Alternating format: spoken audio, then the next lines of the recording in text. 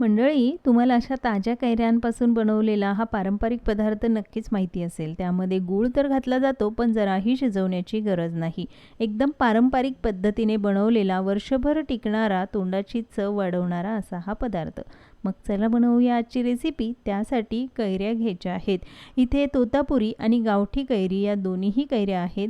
तोतापुरी कैरी थोडीशी आंबट असते म्हणून तिचा वापर करावा आणि जी गावठी कैरी असते ती फार आंबट असते, त्याचा वापर लोणचं बनवण्यासाठी करायचा. तर इथे तोतापुरी कैऱ्या घेतलेल्या आहेत 1 किलो. कैरी पाण्यामध्ये ठेवायची कमीत कमी अर्धा तास तरी, कारण त्यातली उष्णता निघून जाते. पाण्यात भिजत ठेवल्यानंतर स्वच्छ धुवून घ्यायची आणि पुसून सुद्धा घ्यायची आहे. मस्त अशा ताज्या हिरव्यागार कैऱ्या आहेत आणि हाच तर तो सीझन आहे ज्यामध्ये हा पदार्थ बनवणं गरजेचं सुद्धा आहे. कैऱ्या स्वच्छ धुवून पुसून घेतल्या, त्यानंतर वरची साल काढायची, पण अगदी पातळ साल काढायची. फार जास्त ही साल काढू नका. खरं तर साल नाही काढली तरी सुद्धा चालेल, तशी ही साल फार पातळ आहे. पण हा पदार्थ आपण न शिजवता बनवणार आहोत, त्यामुळे त्याची साल काढून घ्यायची. अगदी पातळसर साल काढून घेतली आणि जी साल आहे ती मात्र फेकून द्यायची नाही. सगळ्या कैरीची साल जरी काढून घेतली, पण ही साल मात्र फेकायची नाही. याची मस्त अशी ताजी चटणी बनवायची. 1-2 कैरीचे तुकडे, हिरवी मिरची, लसूण, जिरं, मीठ घालून मिक्सरवरनं फिरवून घेतलं की तयार आहे चटपटीत हिरवीगार अशी कैरीची चटणी. आता याचे आपल्याला तुकडे करून घ्यायचे आहेत. हा पदार्थ बनवताना शक्यतो तोतापुरी कैरीचाच वापर करा, कारण ती कमी आंबट असते. जर जास्त आंबट कैरीचा वापर केला तर मात्र तुम्हाला त्यामध्ये गूळ जास्त प्रमाणात घालावा लागेल. म्हणून शक्यतो तोतापुरी किंवा कमी आंबट कैरीचा वापर करायचा.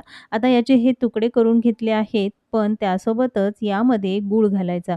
1 किलो कैरी होती, त्यासाठी आपल्याला पाऊण किलो गुळाचा वापर करायचा आहे. तुम्ही कोणताही गूळ वापरू शकता, अगदी गुळाची पावडर वापरली तरीसुद्धा चालेल.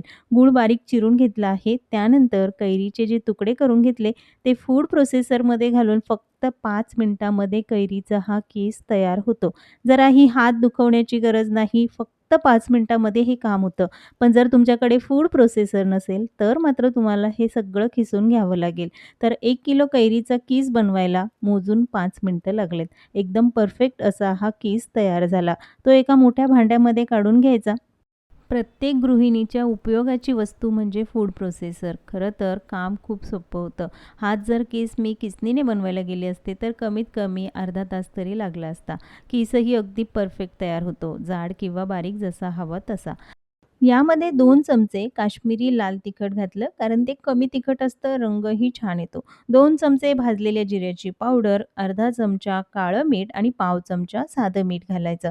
त्यानंतर 7 ते 8 हिरवी वेलची खलबत्त्यामध्ये अगदी कुटून घ्यायची. फार बारीक करायची नाही किंवा पावडरसुद्धा घालायची नाही.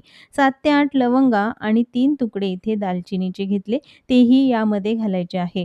लगेचच यामध्ये किसलेला गूळ घालून घ्यायचा. बरं, गूळ वापरायचा नसेल तर त्याऐवजी तुम्ही साखरसुद्धा घालू शकता. पाऊण किलो साखर यामध्ये घालायची आहे. तोतापुरी कैरी घेतली होती त्यामुळे साखर किंवा गूळ कमी घालायचा. पण आंबट कैरी असेल तर 1 किलो कैरीसाठी 1 किलोच गूळ किंवा साखरेचा वापर करायचा आहे. तरच हा पदार्थ खायला चांगला लागेल. आता हे चांगलं मिक्स करून घ्यायचं. हाताने एकसारखं हे मिक्स करायचं. जराही गॅसचा वापर न करता वर्षभर टिकणारा पारंपरिक पद्धतीने बनवलेला असा हा कैरीचा पदार्थ आई-आजीच्या काळामध्ये हमखास बनवला जायचा. हाताने हे व्यवस्थित मिक्स करून घेतलं. बघाल तर त्याला थोडंसं पाणीसुद्धा सुटलं आहे. जर तुमच्याकडे वेळ नसेल तर लगेचच शिजवून सुद्धा बनवू शकता. पण वेळ असेल, ऊन येत असेल तर जरूर त्याचा वापर करा. यावर सुती कपडा घालून हे कमीत कमी 5 ते 6 दिवस उन्हामध्ये ठेवायचं आहे. प्रत्येक दिवशी त्यावरचं झाकण काढायचं, व्यवस्थित एकसारखं हलवून घ्यायचं. जर तुम्ही ते असंच ठेवलं तर त्यावर बुरशी लागेल आणि पदार्थ खराब होईल. त्यामुळे हे काम करणं गरजेचंच आहे, कारण हा पदार्थ न शिजवता बनवलेला आहे. 5 ते 6 दिवस रोज हे व्यवस्थित हलवून घ्यायचं, झाकून ठेवायचं आणि पुन्हा उन्हामध्येच ठेवायचं आहे. 6व्या दिवशी बघाल तर व्यवस्थित आपला चुंदा तयार झाला. जी कैरी आहे ती अगदी ट्रान्सपरंट झालेली आहे आणि चुंदा थोडासा घट्टसर सुद्धा झाला. जराही न शिजवता सुद्धा ही प्रोसेस आपण अगदी पारंपरिक पद्धतीने बनवली. अशी कैरी ट्रान्सपरंट झाली म्हणजेच आपला चुंदा तयार झाला आहे. भरून ठेवताना मात्र काचेची किंवा चिनी मातीचीच बरणी वापरायची. स्वच्छ धुवून, पुसून, सुकवून घेतली की त्यामध्ये हा चुंदा भरून ठेवायचा. वर्षभराचे साठवणीचे पदार्थ, लोणचं, छुंदा किंवा मसाले हे हवेशीर ठिकाणीच साठवून ठेवायचे. उबट किंवा दमट जागेमध्ये ठेवायचे नाही. महिना किंवा आठवड्यातून एकदा ते चांगले हलवून घ्यायचे म्हणजे वर्षभर टिकतात, खराब होत नाही. तोंडाची चव वाढवणारा असा हा आंबट, तिखट, गोड कैरीचा छुंदा. रेसिपी कशी वाटली कमेंट्समध्ये जरूर सांगा. पुन्हा भेटूया.